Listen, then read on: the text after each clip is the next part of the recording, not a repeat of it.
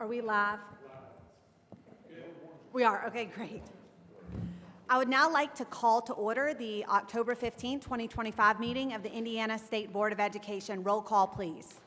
Mr. Bess. Here. Ms. DeLosa. Present. Mr. Durham. Present. Dr. Ernest. Here. Ms. Hamill. Here. Mr. Gastineau. Here.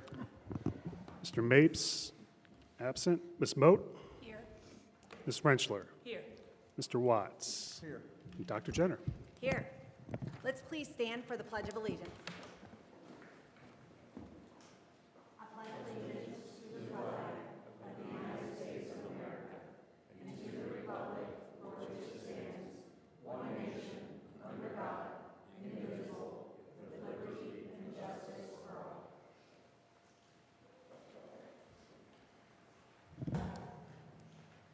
All right, is there a motion to approve the agenda? So moved. Second. The motion and a second, any discussion? Seeing none, all in favor? Aye. Opposed? Motion carries. Is there a motion to approve the minutes from the September 10th, 2025 meeting? So moved. With the motion and a second, any discussion? Seeing none, all in favor? Aye. Opposed? Okay, motion carries. Well, good morning to those of you in the room. We noticed that there's a little bit of a lighter crowd today. It is fall break for many of our schools this week or last week or coming up. So huge thank you for those of you who are here. I suppose that means you did not fall break. So glad you are here. You know, fall is, I've shared with you before, it's my favorite time of year. I love it. Part of what I love about it is the fall sports. BJ actually attended a game with me down in Scottsburg versus Madison. I won't say who won. It did not go well for Scottsburg. Okay. But you're wearing the Scottsburg purple today. I appreciate that. But I tell you what, really makes me proud to watch all of the student athletes compete this time of year, tournament time, and also since its first term is over, it's also a time where you see a lot of the plays and the arts picking up. It's just a cool time of year in schools. So the only challenge we have is Halloween does fall on a Friday this year, so we are sending all the positive thoughts to our teachers and school leaders, some of whom are on the board.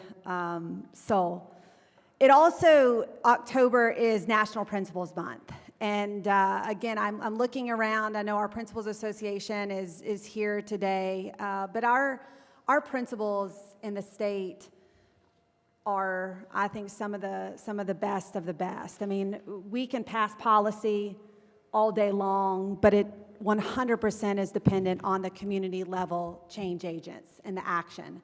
And so principals working hard, supporting teachers, hopefully getting the barriers out of the way for teachers, and working with parents and families. So huge shout out to all of our principals as it is National Principals Month. Also earlier this year, earlier this month, time flies, we named our 2026 Indiana Teacher of the Year. Mrs. Megan Johnson is a fourth grade teacher at Central Elementary in Plainfield. She is probably most notably a major proponent of science of reading.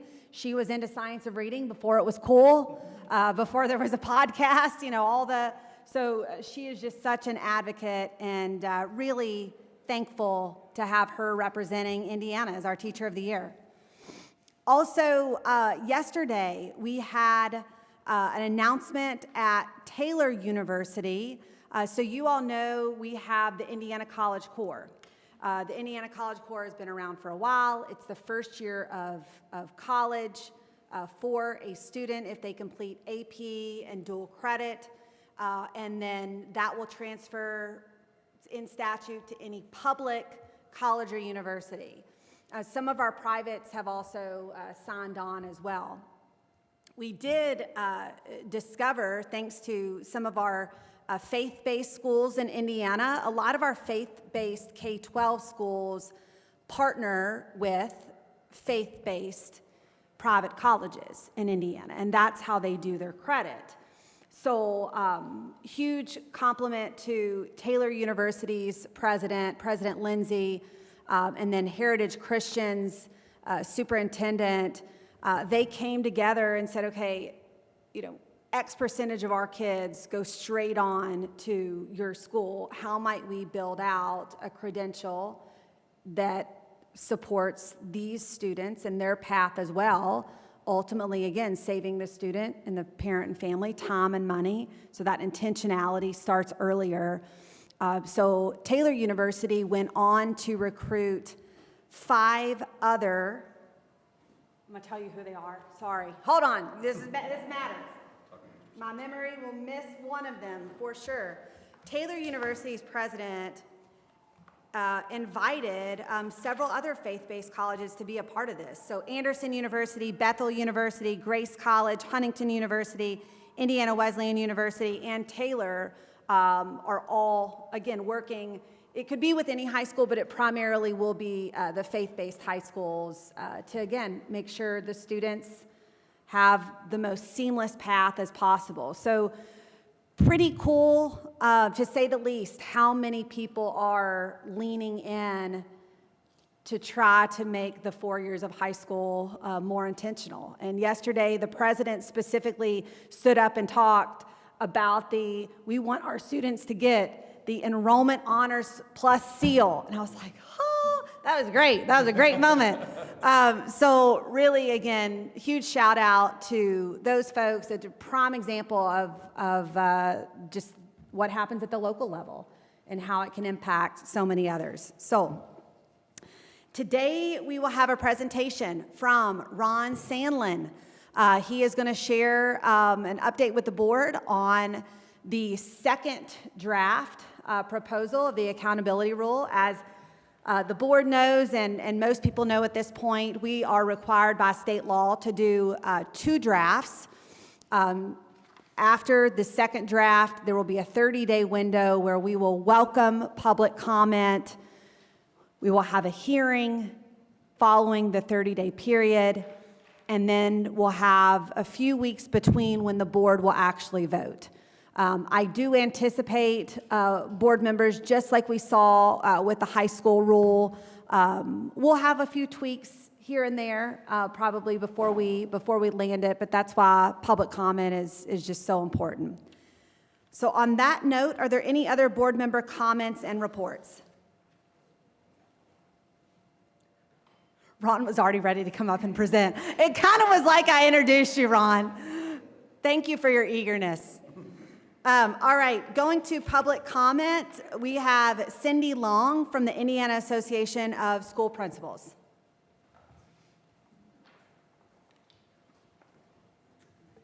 Thank you, Dr. Jenner. Good morning, everyone. You can see that I did not win the fall break lottery as well, so it's wonderful to be here in person with all of you today. We appreciate the opportunity to share just a few comments regarding the second draft of the proposed accountability model. Huge thank you to Dr. Jenner, to Ron Sandlin, for allowing the Indiana Association of School Principals to be a part of the conversation and being able to weigh in on what really works for our schools and builds the best success for our students. We were so pleased to see the grade 12 shift moving toward diploma seals, moving away a little bit from the SAT as that sole piece there. In grades 4 to 8, we appreciated the progress on how success indicators could be structured. We would love to see continued discussion around an attendance component that could work for students and show improvement. At grade 3, we definitely appreciated the thoughtful revisions that prevent attendance from being that limiting factor. Again, we want to be able to control what we can control in schools, and we certainly know that we influence attendance, but families and communities play a huge role in that as well. We've also been very encouraged to see the transition plan for high schools moving forward. That was a big worry of a lot of our principals. What are we doing about the right now? So that transition plan has been huge. But mostly I'm just here to say thank you. Thank you for allowing us to be a part of the conversation. And we look forward to working with Draft 2 to make this really work for all Indiana schools. Thanks so much. Great. Thank you very much, Cindy, for your comments. Is there a motion to approve the consent agenda? Katie, before, I will be recusing on line item B. BJ recusing on line item B. Okay, thank you for flagging that. Any other? Okay. All right, so is there a motion to approve the consent agenda? So moved. Second. With a motion and a second, any discussion? Seeing none, all in favor? Aye. Opposed? Motion carries. Okay, so now we get into, Ron, if you could make your way up, we're eager to hear, and I think, Katie, you and I might, we could slide around.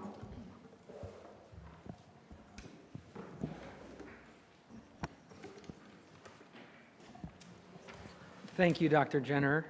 And for all the folks watching online who did not get to see my overeagerness, now well aware. But it is indicative of how excited I think a lot of folks are, including myself, on the progress made for this critically important public policy for education in the state of Indiana. Before I jump in, I would be remiss, and I say this a lot, and I used to wonder, like, do people really mean it? And now I get to say it, which is, I stand here truly on the shoulders of giants, you all, with the courage to lead on public policy, whether it be GPS, diplomas, now the accountability model, but also an incredible team back at the department, including Philip and his legal team. William Ottensmeyer played a critical role in this administrative process.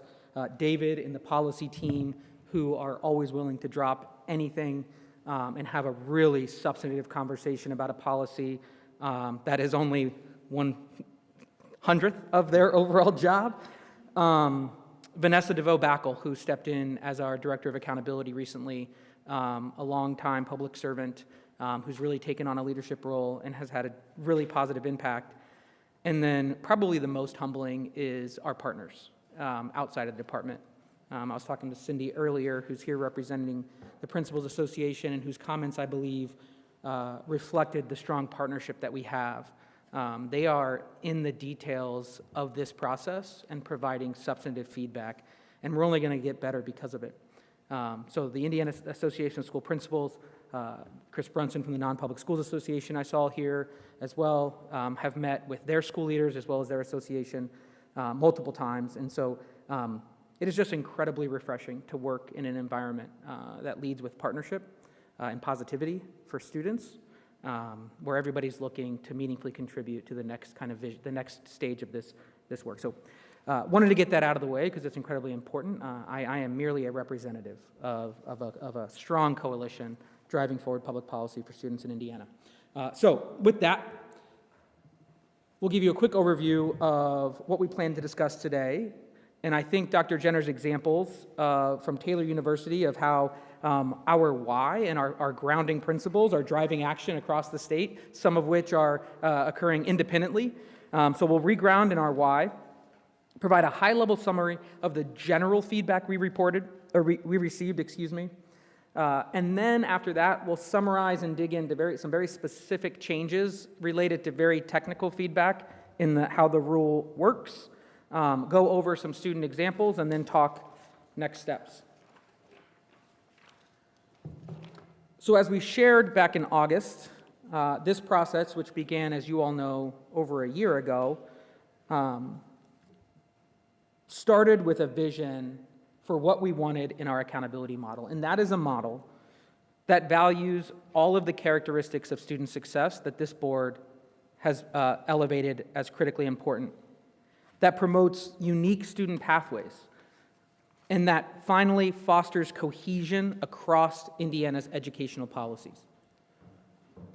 Accountability models are a cornerstone policy in a much larger educational kind of vision and initiative. And that cohesion is absolutely critical so that our schools feel that they are supported and being kind of driven collectively in the same direction. We're able to do that because we partner with our stakeholders across the state. So the vision that I'm going to lay out, which is rooted in Indiana GPS, as you all know, is deeply informed by partnerships with folks in the classroom, the voices of our students, both current and past, parents and families, community leaders, industry partners, the entire coalition of folks who are all working to support outcomes for Hoosier students. And as this vision evolves, as we start to think about what it truly takes to be successful in today's world, it is critical that our conversations around school accountability also evolve. And that's what we're excited to present today. As you all are well aware, that feedback, starting back in 2020 and 2021, has translated into the elevation of 5 key characteristics of student success. This vision continues to serve as a foundation for multiple Indiana policies, including Indiana's proposed accountability model. The other key component of our much larger vision is this idea of these critical building blocks along a student's K-12 journey, that there are actually research-based points at which a student's educational career and connection to post-secondary success can be measured. And we have used data to backwards map those post-secondary outcomes, enrollment, employment, and enlistment, to those key benchmarks along the way. These benchmarks are also reflected in the proposed accountability model. And as the common refrain goes, what gets measured gets done. As such, the proposed accountability model intentionally aligns the success indicators, those metrics we are using to determine student success, with these characteristics. While some of these indicators have existed for decades, for example, traditional standardized tests to measure academic mastery, others are more novel and require continued research and development. And we talked about this in August, and that work is ongoing. Yes, Hey, Katie? Ron, do you mind to go back to the last one? I just want to flag this for the board and then the many stakeholders who are helping us think through this. There's a balance of some people who are trying to encourage us to mainly just focus on academic mastery. Test, test, test, test, test. If the student didn't pass the test, certainly then it's not working. What I want to be clear about, because a lot of these partners who are sharing this are big allies of ours, That's right. who we agree on a lot of policy with. I think where Indiana is really forging ahead is we're trying to understand and figure out if Indiana cares about these key characteristics, then we have to make sure we're driving towards that. We have to make sure we're measuring and we're improving. And so I just wanted to flag in Indiana, the model that we are building is an attempt to be a both and. We're trying to very much understand the academic mastery, and please, call us on it. But it's not the only thing. The skill development that we're hearing over and over and over from people, it is elevated constantly. So it's something we have to figure out, I think, as a state and beyond. So I just wanted to flag that academic mastery, assessment and accountability matter in Indiana. Regardless of what the federal government does or does not do, it matters. There are other things that matter as well, and this is representative of what we're really driving towards. Thank you for that, Dr. Jenner. And so, in pursuit of this vision, of this complementary relationship between core academic mastery as well as skill development, Indiana continues and are proud of our partnership with ETS and Carnegie. Several school districts around the state continue that implementation, and we continue to partner with Carnegie and ETS at the state level to learn and process and think about how one day, soon, these tools can be integrated into the model to effectively and validly and reliably evaluate student skill development. Dr. Jenner and this board, your leadership since 2021 has leaned into this area of the things that we've all talked about for a very long time, translating those into a reality for our kids. And this work continues to make progress, and we are excited to share the outcome with you in the future. And then the second piece, and this is critical, as we build the model, we are simultaneously thinking about and partnering with the Principals Association, non-public schools, and others to make sure that the model is accompanied with supportive resources so that our school can leverage a proposal or a policy that focuses on every single student to take action and maximize outcomes for every individual student. That's a fundamental shift in this model that we'll talk a little bit about later, that we want to make sure schools understand, one, and two, have the resources that elevates those insights so they can make those decisions. And again, all of that work has led to public policy legislation from the General Assembly directing us to adopt a new school accountability model by the end of this calendar year. And I think it's an endorsement of your work and your leadership that the General Assembly said that model needs to be aligned to Indiana GPS, and it needs to consider these key indicators of post-secondary success such as work-based learning, credential completion, and students' post-secondary aspirations. And with that directive from the General Assembly, and based on this robust foundation and strong vision of what it means to be a successful Hoosier graduate, we set out 4 design priorities. Now, these design priorities are used to inform very micro-level technical decisions. That if we are faced with a difficult decision, we go back to these design priorities and say, does it promote transparency? Does it help us balance academic and skills? Is it data-driven and informed by research? And most importantly, does it further our vision for being student-centered? Does it further a vision of an accountability model that shifts the conversation from which indicator do we need to increase points on to improve our letter grade, to which students do we need to help and support to improve our overall letter grade? That concept of a student-centered model is something that we'll hit when we get into the student examples later on, because that's a critical shift. Hey, Ron, can Yep. you go back and explain what our in size is 1 Yes, means? thank you. Recently, and I would welcome additional commentary from you, Dr. Jenner, given that you were in the hot seat at the time, at a Senate Help Committee in Washington, D.C., it was elevated this idea of an N size of 1 in accountability model. NCLB, No Child Left Behind, and every iteration of federal accountability since, has really worked on aggregating student performance into percentages. Oftentimes when you do that, you lose the stories and the impact of individual students. I'll give you an example. Under NCLB, a school made AYP, and trigger warning, I apologize, if you just improved the performance of a subgroup by 3%. If there were 10 kids in that subgroup, that is 3 lives, 7 of which may have gone untouched. When you aggregate data in N sizes of 100 or 200, you lose those individual students. What we've tried to craft with this proposed model is that every single student, an N size of 1, matters.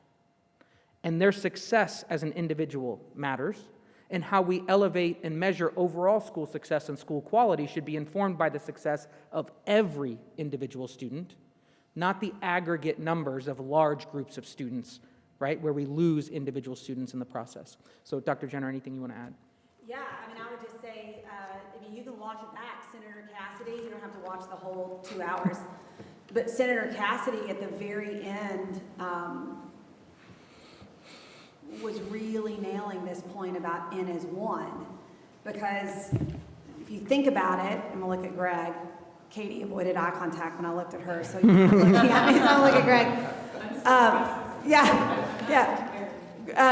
So as an example, and really what he was getting to is, if we looked at all of you in that row, there are 5 of you there, and we said, did you pass ELA? Did you pass math? Did you graduate? We're gonna lose some people within. But if we look at Greg and we said, did Greg pass ELA? Did he pass math? Did he graduate? Did he get his seal? All looking at him specifically. We can very clearly keep our eye on Greg. Because what happens at the school and school corp level is, and gosh, I mean, I've been in hundreds of schools where they're very, very data focused, but sometimes we're looking at the full aggregate and if they'll count in the model, just because that's always how it was set up, versus looking at one unique student and understanding what is their full picture. So that is really unique to the Indiana model that we're trying to build. Again, it's something that we would ask for and welcome feedback rather than doing it the way that it's always been done, if you will. But yeah, I mean, Senator Cassidy was like, does anyone do this? And truly, I forgot to eat breakfast that morning. I just didn't have the energy to explain anything. I was like, done. So Ron's going to do a follow-up email so that he's aware. We're working on it. But it's an important discussion, and again, something that we're trying to figure out through this model. I think that's exactly right. The interaction of indicators at the individual student level matters far more than the interaction of aggregate indicators at the school level. Because whether or not Greg is growing, Greg is achieving, Greg is engaged, matters far more than whether all students in the school are doing those things. So, shifting now to talk about the general takeaways. We had a 30-day public comment where we formally launched, as you all know, a feedback form online. That form generated 425 unique comments and elevated the voices, as you can see, largely of educators, parents and families, and community members. Now, if your math is not mathing, that is because this is a duplicative list. And so a lot of the educators are also parents. A lot of the community members are also parents or family members of students. However, in addition to the JOT form, the department held multiple meetings, stakeholder groups, conversations, and kind of more technical conversations with Indiana's Accountability Working Group, a team of principals, advocates, higher education representatives. We met during this window with members of the Indiana Technical Advisory Committee, who provides hyper-technical validity and reliability tests on key measurement policies in the state of Indiana. Ongoing conversation with the Principals Association, multiple conversations with the Non-Public Schools Association, Teach Plus, a teacher membership organization, and have several additional conversations scheduled in the coming weeks. And we attest the partnership to a lot of the work, and I said this before, but it's critically important because it's hard work, to the work that we've done around diplomas and the work that we've done around the hard policies where we've dug in with our partners, listened, and made progress. And so the feedback that we're getting in the JOT form, as well as the conversations, we're able to have substantive conversations on a day-to-day basis, a result of the culture and the coalition this board has built over the last several years. And through that feedback, 3 general themes really emerged. The first is probably the one I'm most excited about because it limits the amount of changes that we make between round 1 and round 2, which is this idea of an N of 1, this concept of looking at the entire individual student and their entire story resonates. That we can elevate academic mastery as well as the knowledge, skills, and experiences of every individual student at those key benchmarks throughout their K-12 journey in a meaningful way, in a positive way, that promotes the type of educational opportunities that are reflected in our vision for Indiana GPS, as well as our personalized pathways in the diploma.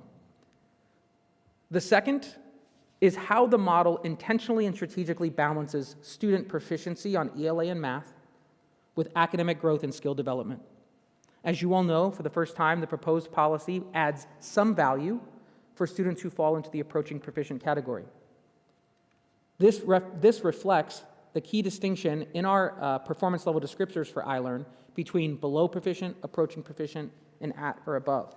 Additionally, the model strategically incorporates student growth, valuing 1 year of progress within 1 year of school, while also promoting the level of growth it's going to take for a student to reach proficiency. This is often viewed as an either-or concept. Our model balances both.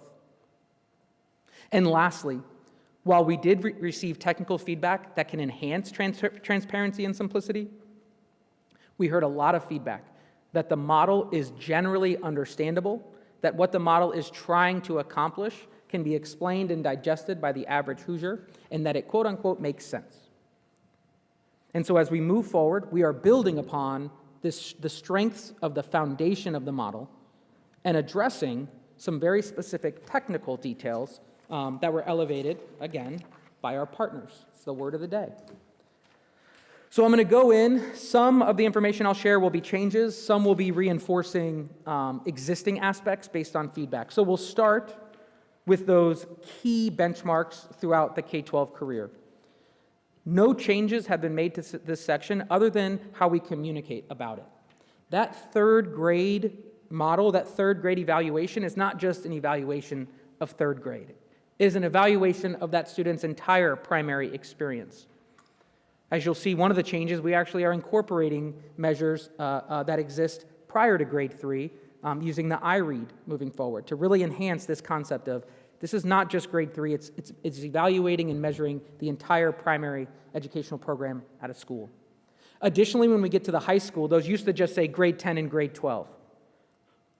We want to make sure that that 10th grade evaluation is really what's going on in 9th and 10th grade, making sure that student gets a strong start, and what's going on in 11th and 12th grade. Is that student finishing high school on a clear path, earning credentials, completing work-based learning, and having a vision for what's going to happen the day after graduation? Additionally, the key aspect of the model balancing academic mastery or other key outcomes with additional knowledge, skills, and experiences remains intact. Given the broad support for the overall design and philosophy, the second draft maintains this idea of a universal expectation of academic mastery or key outcome, balanced with a menu-based approach to additional knowledge, skills, and experiences to really allow the model to be personalized to each individual student's strengths.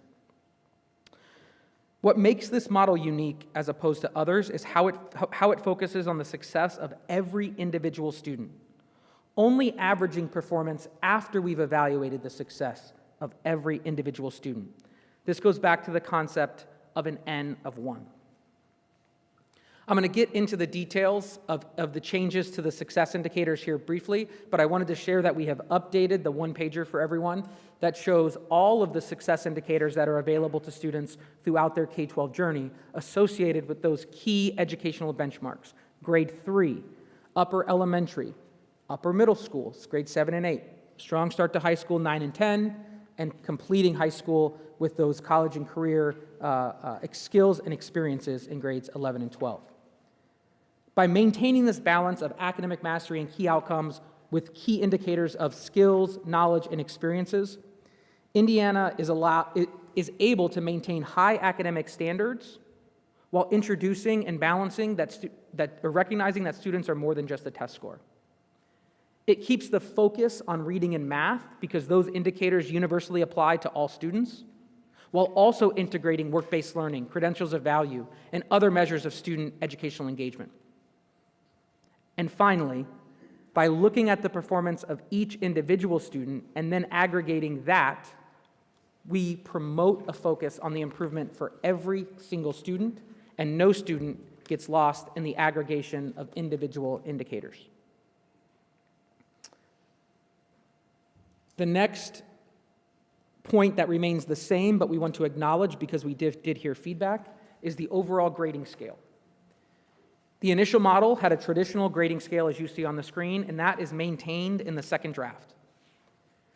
After comprehensive review and running different iterations of a potential grade distribution, the recommendation concludes that this scale is a feature and not a bug. What we mean by that is for a student to earn a 0, and that is where a lot of the feedback was generated. We have schools that are moving away from zeros. For a student to earn a 0 in this model, as proposed, they must be completely, almost completely, disengaged from their educational experience. Moreover, because of the menu-based approach, schools have multiple options to engage that student and help them progress, and our model will capture that. If a student is not showing up to school, not growing, not performing, step 1 might be engaging them in meaningful activities at school, connecting them to mentors and partners at the school, and just get them re-engaged. that's going to take you out of that 0 category. As a result, we want our schools to focus on those students who are completely disengaged, who may be completely disengaged. I think that's important. There are limitations to an accountability model. And so this scale really emphasizes that if a student is generating 0 points, that's where the investment of resources needs to go. And we believe that that is a key feature of the model and not a bug. Now we get into some of the key changes. First, around the point totals. And I haven't mentioned this yet, and I'll mention it later when we talk about the timeline. For the first time, I think, in rulemaking for us in recent history, the draft proposed rule will be available later this afternoon for public review. In that draft rule, the points will be included. So everyone buy a lottery ticket, is what he's saying. If you're zoning out, we've done some rulemaking as a board. It's a lot of bureaucracy in rulemaking. And if it's posted today, we should all buy a lottery ticket. All right, keep going, Ron. Yeah. I'm not encouraging gambling, I'm just saying it's a small miracle. All right. Yeah. One of the pieces of feedback was around the point totals, the initial point totals. People looked at the distribution, and it raised more questions than it did create comfort. And when we talk about transparency and simplicity, one of the key things is that an average Hoosier can look at what we're trying to accomplish and feel comfortable, right? They might not know how to fix their car, but they know how the car runs. And what we found was the proposed point totals may have been masterminding some type of brilliant thing. It also may not have. But at the end of the day, people were not picking up what we were putting down. So we've updated those point totals to create more consistency, to leverage patterns, right? So that when you look at the achievements and the levels of points associated with each achievement level, it makes sense. And so you can see those updated point tables in the revised model, or point totals, excuse me, in the revised model. Next, we've added several comments, including conversations with teachers and school leaders, elevated the importance of recognizing the incredible hard work and investment of Hoosier educators to increase Indiana's primary literacy rates. Just a couple months ago, this board celebrated unprecedented progress in our primary literacy scores as measured by iRead 3. And we want to make sure that our model encourages and promotes those ongoing efforts. As such, the proposed model for 3rd grade includes an accelerated literacy success indicator, which is an option. Again, we'll talk about that in a second.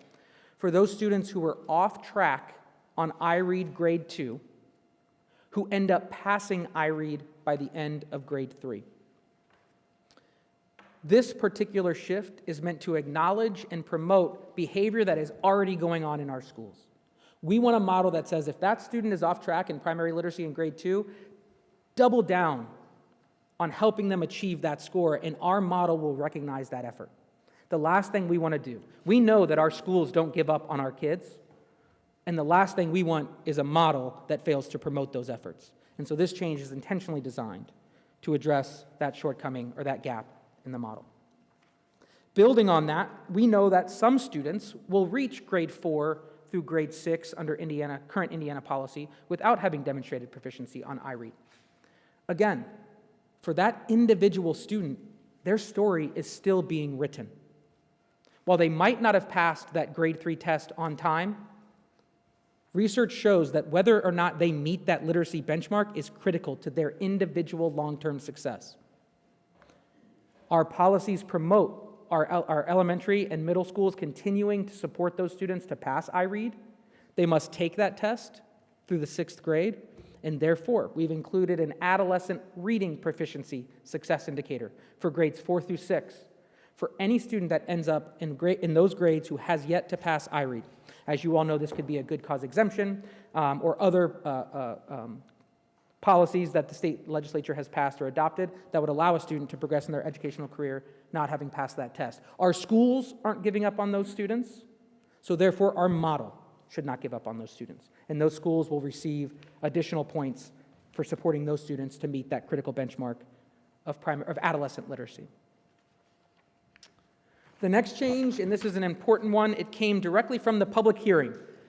Sometimes in government, generally public hearings have certain, by some people I guess, certain perceptions of not being the most productive, engaging experiences. I would say that our public comment, or our public hearing on the accountability rule provided substantive input from multiple perspectives that we hadn't heard up until that date. This is one of them.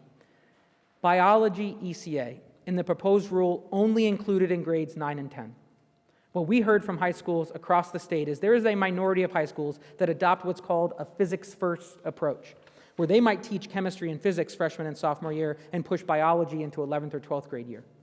Again, just like we want a model that reflects and promotes our schools that don't give up on our students, we also want a model that doesn't drive non-student-centered decisions in our schools. If those schools have decided to offer biology in 11th and 12th grade, our model should provide them points for the students who achieve proficiency on the biology ECA in 11th and 12th grade. We should not have schools changing their schedules just to meet a public policy, and this change is intentionally designed to prevent that. So all this does is create an additional opportunity for schools to earn these points so that they don't have to push biology down into 9th and 10th grade. It might not be aligned to their overall vision. And finally, and then additionally, we've elevated the back on track metric. Nope, here we go. Sorry, I went back a slide. A back on track metric. And again, really centered and rooted in this philosophy of research-based and the fact that we know that our schools never give up on our kids. As you know, 9th grade on track is the key outcome in the 9th and 10th grade model. As such, we wanted to make sure that there is an incentive so that if a student is off track after their 9th grade year, schools prioritize authentic educational experiences to get that student back on track by the end of grade 10. The research is clear. Just like primary literacy, 9th grade on track is one of those critical benchmarks in a student's K-12 career that indicates their likelihood for graduation and longer-term success. As such, our schools are focusing on this. We wanted to make sure that our model focused on this. This back on track metric will ensure that those schools who double down and support their most struggling students receive credit. The next shift, as Cindy mentioned from the Principals Association, was discussed deeply outside of the state board meetings, but was also presented here in September during public comment. It is shifting the universal key outcome for our high school model to adopt our Indiana diploma seals. This shift is rooted in our commitment to cohesion. Our high schools across the state have already begun implementing robust educational experiences and opportunities for their students, not just for the class of 2029, for students who are graduating this school year. As such, we wanted our model to promote that behavior. Where public policy gets in trouble is where one policy pushes to the left and the other policy pushes to the right. It creates unnecessary friction that burdens our practitioners and our educators around the state. We've said that there are multiple pathways to success. This shift puts our money where our mouths are. And it says, if you earn an honor seal, and if you earn an honors plus seal, you are on track for success. And then additional points are awarded based on the success indicators you achieve. And as Cindy mentioned, we've built in a transition period because by adopting the seals as the universal key outcome for our graduates in the state of Indiana in the accountability model, we recognize that there's 26, 27, 28, 3 more graduating classes who will be under the current Core 40 regimen. So we have, for those 3 graduating cohorts, incorporated the current Core 40 diplomas as the universal key outcome. General diploma, Core 40 with academic and technical honors. Just like with the seals, you earn more points by strengthening your diploma through success indicators. Those success indicators are available on the one-pager that I mentioned before and were included in the first round. By making this shift, the SAT and ACT becomes one of those success indicators. So if you're earning the academic honors seal with a plan, or excuse me, academic honors diploma or honors enrollment seal with a plan to enroll in a 4-year or 2-year college or university directly after high school, taking and passing the SAT is one of your key success indicators, and I think it's critically important that it remains part of the model. Great. And so as they do that, I will jump into some student examples, and we won't spend a lot of time here because I'm doing this to make one critical point, which we heard from many of you is a critical point to make for all of our stakeholders, and that is this idea that the model for the first time is truly student-centered, and that we focus on the assets and the strengths of each student as opposed to measuring every student based on a one-size-fits-all definition of success. So let's look at Kate, a 3rd grade student. Kate demonstrated a meaningful level of performance, but did not reach that college-level benchmark proficiency in grade 3. She was approaching proficient. Kate was also at risk of passing iRead in grade 2, but accelerated her learning and passed by the end of grade 3. And based on our definition of 94% attendance, 94% in-person attendance, Kate fell short of that attendance benchmark. Under the old model, the school would be dinged because Kate was not proficient. That is the only thing the old model considered related to Kate's performance. Under the new model, we focus on assets and what Kate can do, not what Kate cannot do. As you see, Kate would receive a category of approaching proficient in academic mastery, a category that had no value in the old model.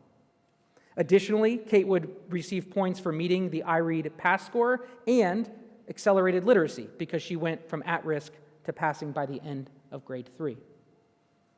Because the model is designed to be reading proficiency +1, despite Kate not meeting that attendance threshold, that does not count against the school. Because we focus on what Kate can do, not what Kate didn't do. Another example, Michael in grade 5.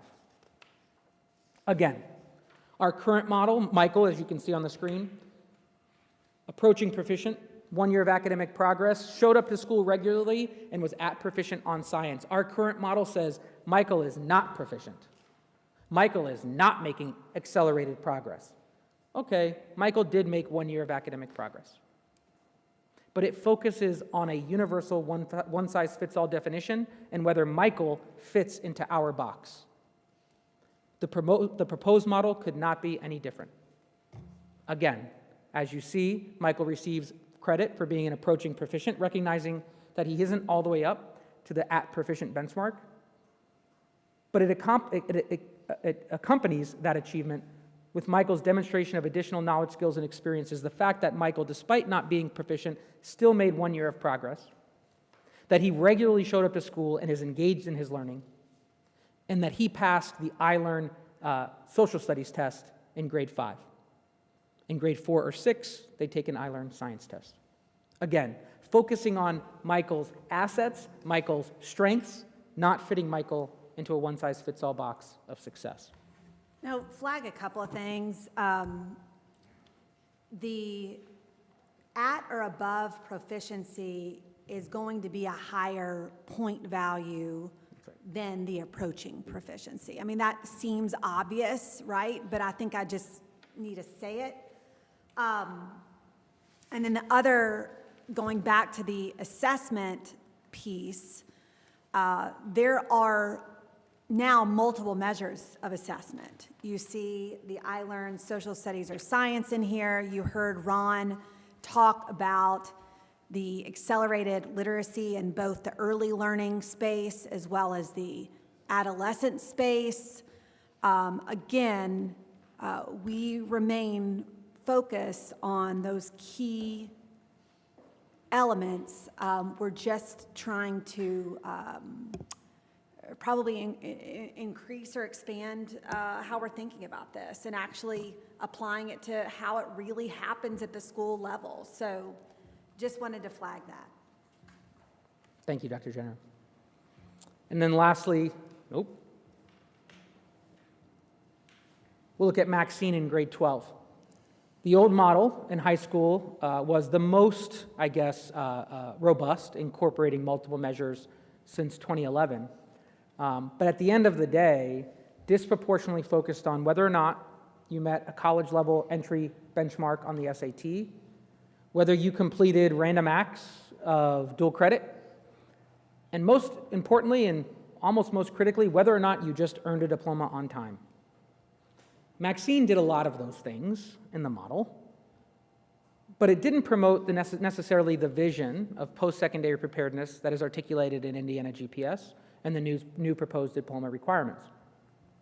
As such, again, asset-based approach, not dinging the school for the things that Maxine did not do, but recognizing the school for the things that they were able to support Maxine to accomplish based on her individual journey.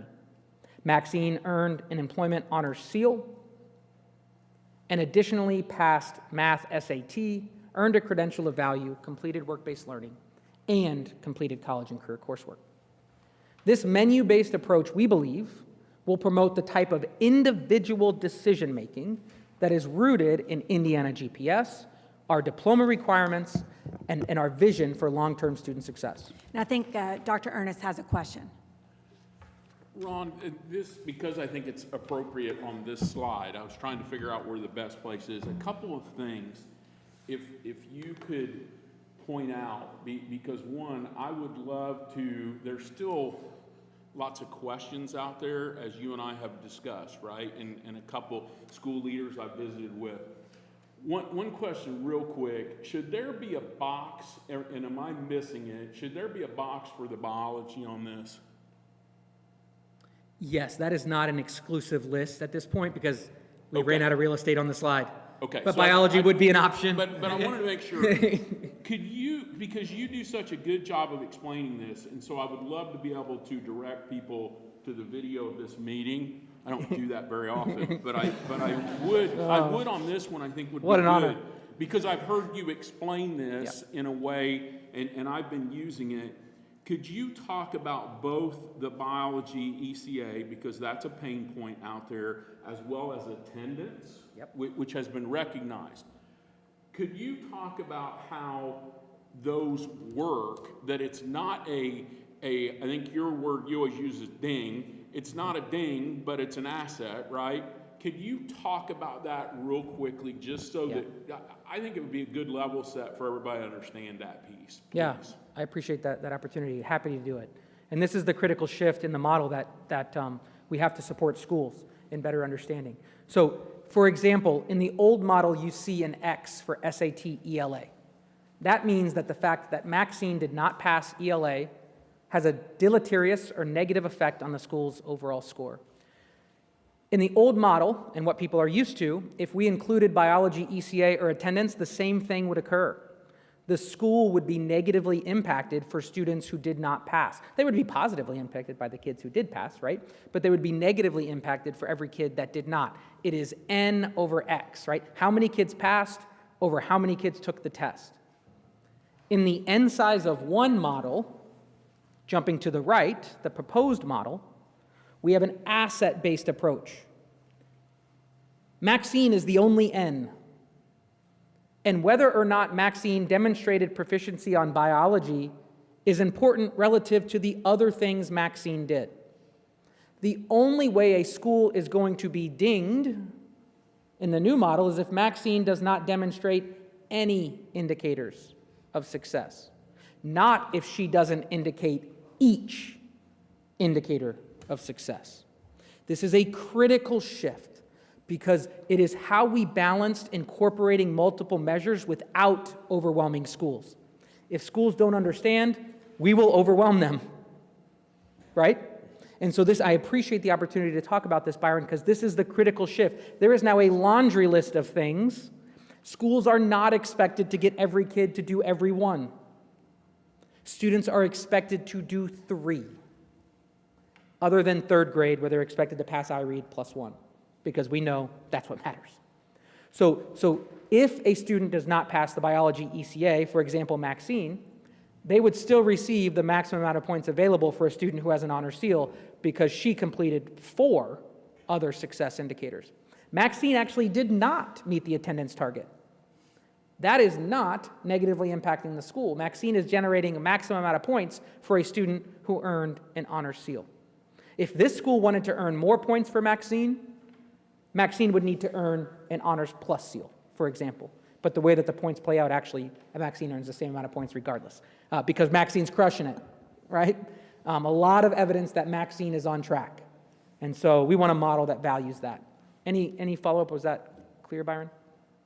No, I think that was good. The only thing I would editorialize, since you gave the floor back to me, is that I think with this structure the way it is, one, it's awesome, right?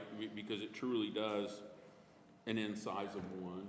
And I think the data begins to tell a story, right? And which is one of the goals. And you've heard me in these meetings before say, gosh, our data doesn't tell any story, right? But it will now. The only thing that if I could just impose, and this is Byron's opinion, and I told you this the other day, and you said, well, you might bring it up publicly.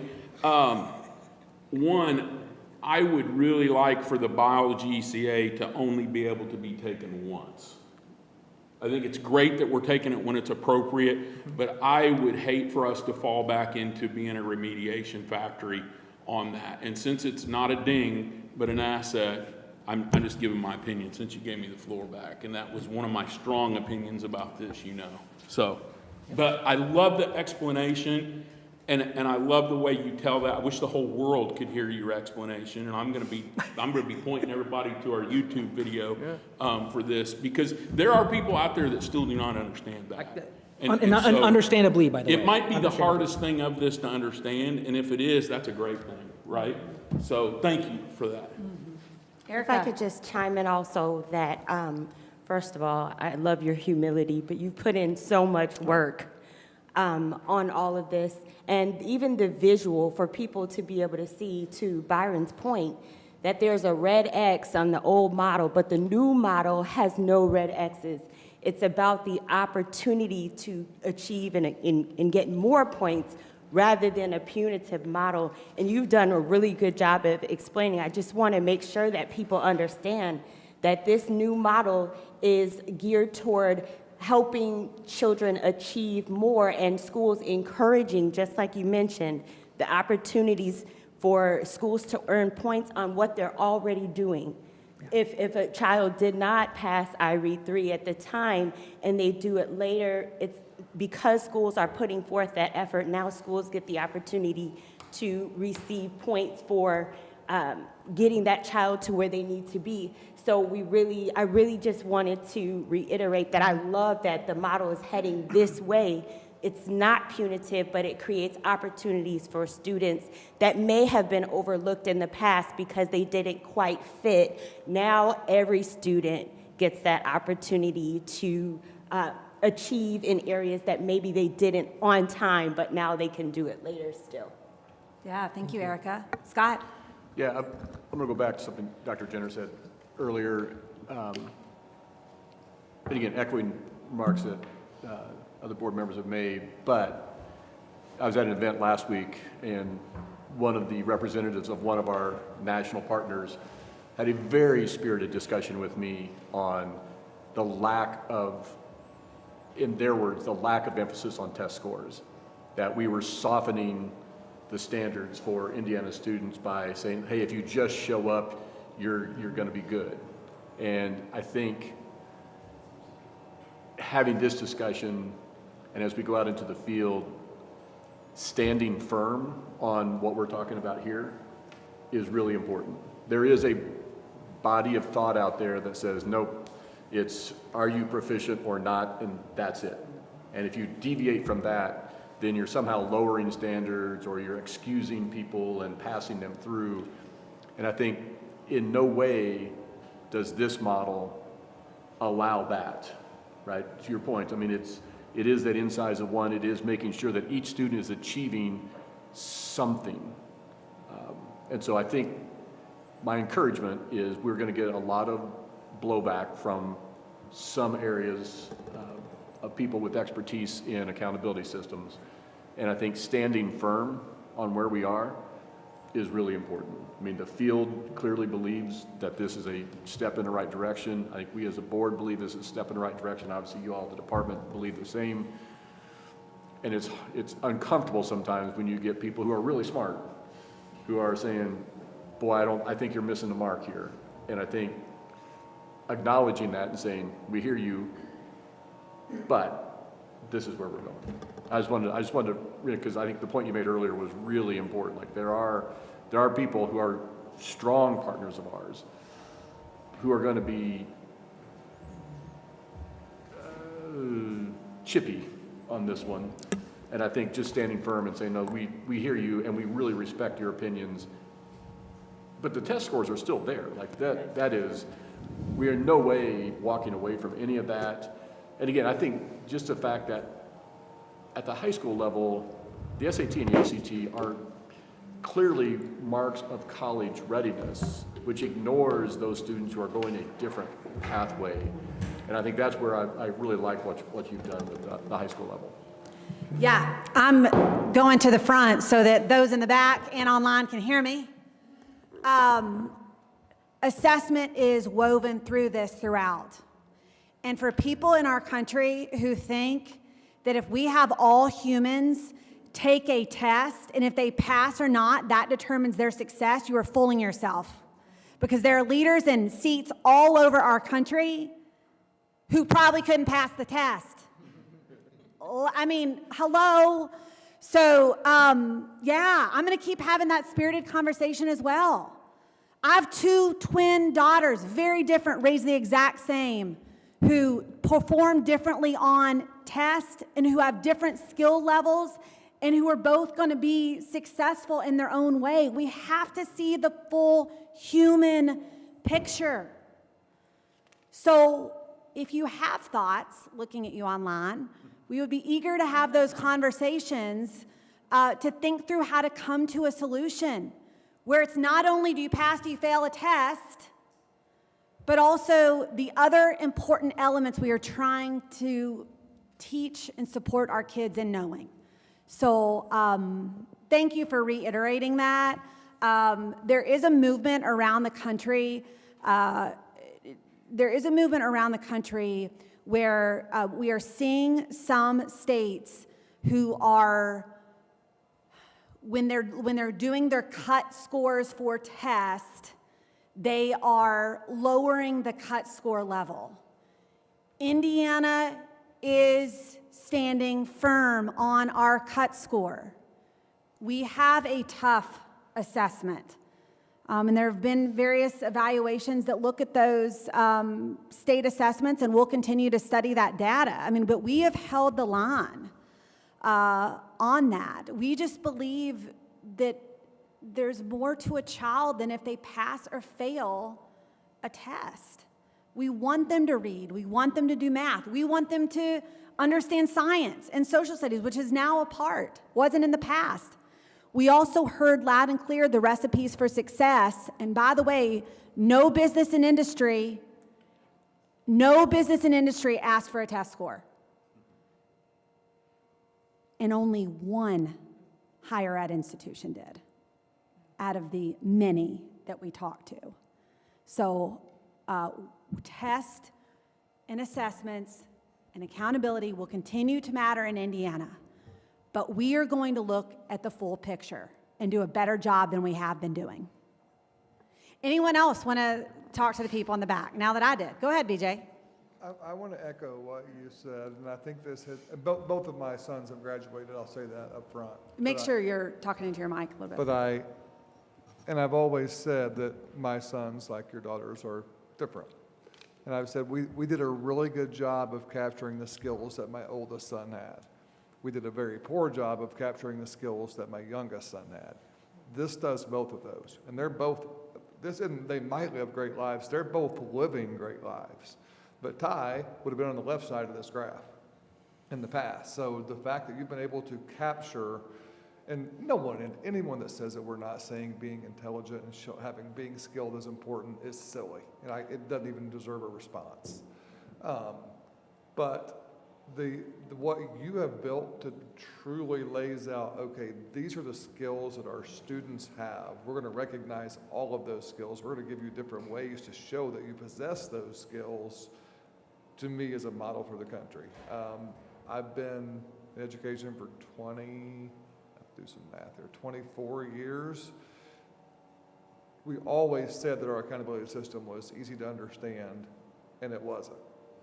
This truly is the most easy to understand, and I've seen them all over the country, easy to understand accountability system that truly is student-centered I've ever seen, and we should be really, really proud of it. This is really good work. Yeah, Kristen.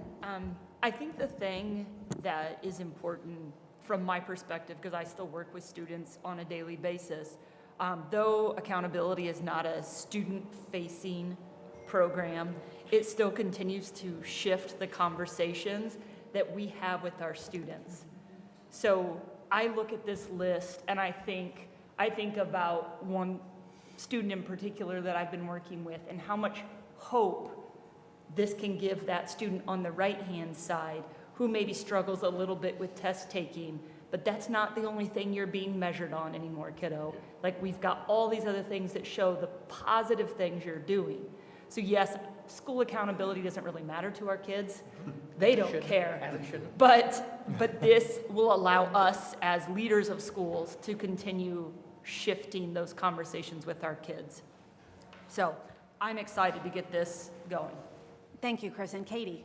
Can we go back and talk about Michael in 5th grade? Michael? Let's talk about Michael.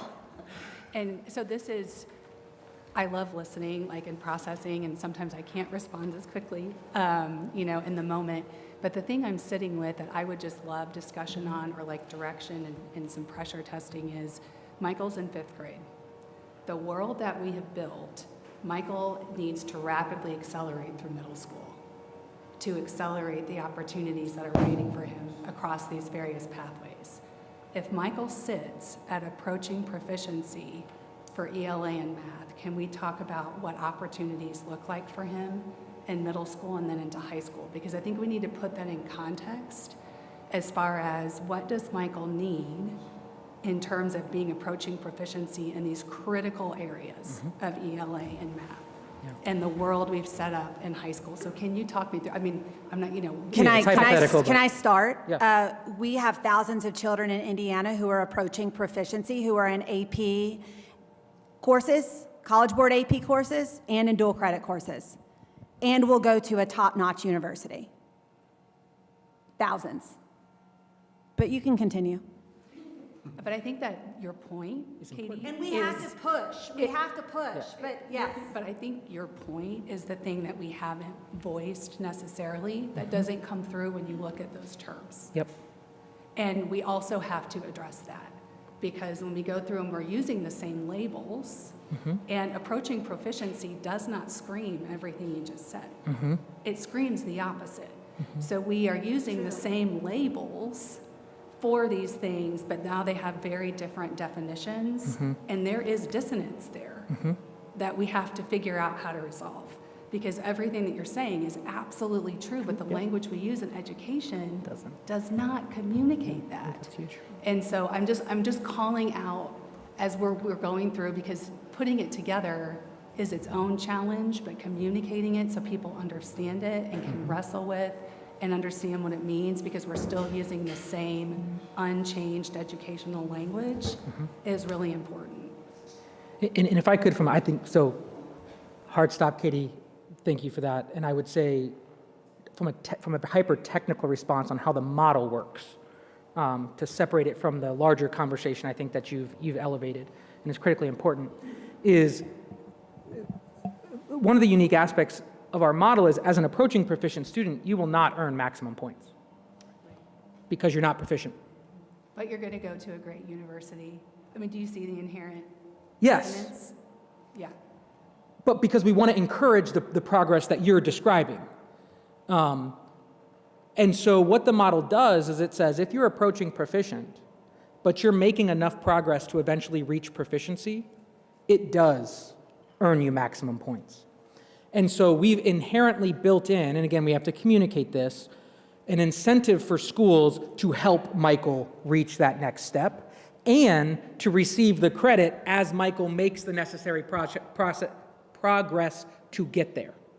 So it's not you have to invest a lot over the next 2 years, and hopefully Michael gets there in 3 years. It's the second Michael starts making the necessary progress to reach proficiency by 8th grade is the second you start generating maximum points for Michael on his path towards that proficiency. So while yes, I think we need to clarify all the things that you just said, and I'm reacting, I think that's just reacting to you, that resonated with me, I'll just say.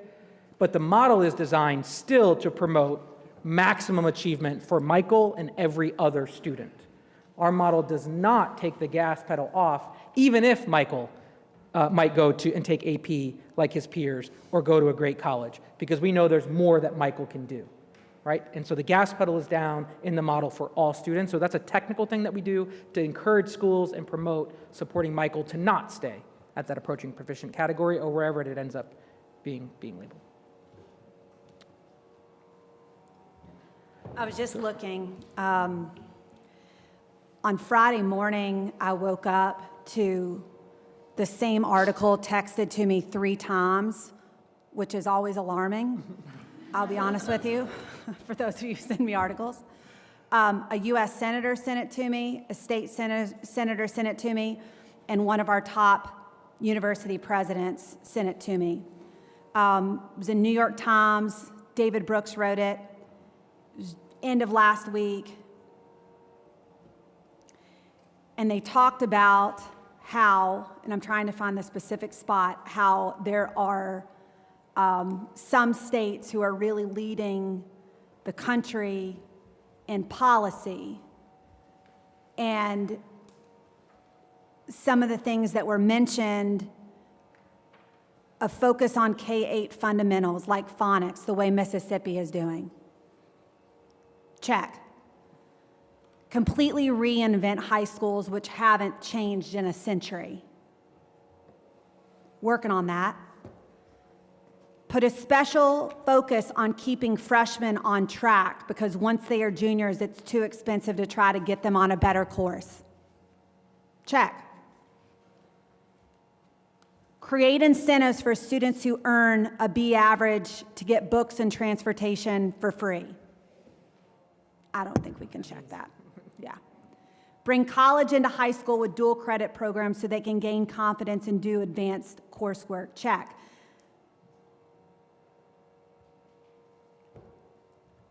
We've tried to build a model that is inclusive of the more elements that we believe matter. And we very, very humbly in Indiana want to hear constructive feedback from partners, to Scott's point. It really matters to us. We also, in some respects, again, may see it a little bit differently. It would be easy for us to immediately build a pass-fail system. We could do it. Pass-fail system. We could come in December, you pass, you fail, this is where you are. We just believe we have to look at the full child picture. We have to think about education differently. The status quo is not getting us anywhere. So we'd invite others to continue the conversation with us so we can land it in the best way possible in December. Scott, you're leaning in. Yeah, I just want to reflect with a specific example of where policy like this drives behavior at schools. And in a negative way, under the old system, with 9th grade on track, we had a school that was really open with how students were, the idea of taking courses. And so they might be in their 9th grade year doing a ton of projects, gaining partial credit, little c credit, in a lot of courses. But at the end of their 9th grade year, they might have only actually earned 6 or 7 credits. They might be part way on 20.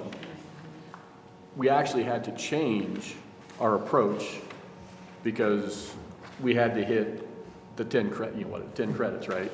And so it's like, no, we can't do that anymore because we've got to do this because you opened up that 10th grade, you were not on track, now you are. it will now actually open up that behavior to schools that said, oh, wait a minute, we could actually look at, to your reinventing high school, like we could actually look at what does a freshman year look and feel like? And maybe it's not students taking, 6 or 7 periods of, discrete coursework and having to be done by the end of May. What if the student isn't quite done? Maybe they're at a D level at the end of May, but if they were able to continue working the next year for a month, they could be at a B level. Like, that's proficient. I would argue D isn't. Like, so we can now actually influence and allow openness at that just because of a really simple, somewhat obscure policy change that could actually have downstream implications to schools. I think that's, we always have to think about, Ron, if you went back to your first 4, the principles, right, you use, like coming back to that and go, oh wait, this change actually reflects back to that student-centered, like to allow schools to innovate in the way that we want them to do. And so I think it's really important to reflect on that and again, stand firm and say, no, we actually now are enabling. High school reinvention it's a fun word to say. It is really stinking hard to do, right? Everything has said, no, don't do that. Mm-hmm. The policies that we're creating through the diploma, through this accountability system, some other things are now saying, wait, you actually could, and give air cover to those people who are working really hard in our high schools. So I think that was something that stuck out at me when you said, hey, we're going to add this piece. It's like, oh wait, we would never have had to change our approach educationally in a school just to hit some metric on an accountability system. Any other Iris? Yeah, just reiterating everything, and I loved what you said, Erica, just about the language, and we're not dinging individual students for this, but I also really appreciate that in our state, there's complete ability for schools to be competency-based and earn all of the points that they need to be on par with the traditional schools that are also doing great work. And we need all of the options for kids and parents. And I just appreciate that so much, and I cannot believe it's happening in my lifetime. So, thank you. All right, great. Iris, looking at anyone else? All right, well, this has been fun. Robust discussion. Board members, thank you for that. To the public, oh, we have a couple more slides. Just process. Just process. I was going to opine, but I won't now. But this is critically important. I have to elevate, because I didn't say it earlier on, because it's timely here. Our partners at the Office of Management and Budget. I mentioned our legal team who put in late night work. The Office of Management and Budget sent us an email, I believe, that said, if you want to get this done, it's going to take folks working all night. And we said, let's go. And they looked right back at us and said, we'll meet you there.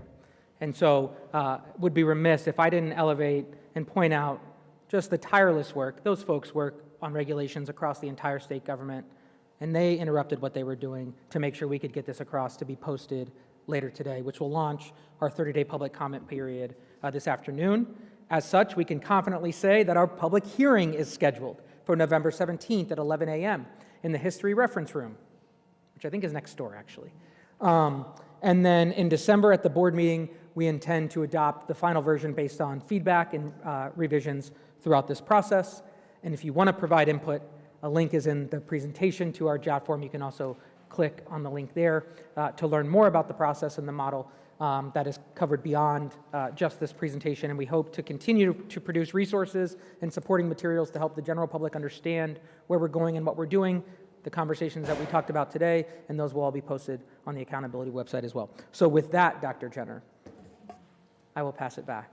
Thank you. Yeah, and finishing off before we adjourn, this is, again, an iterative process.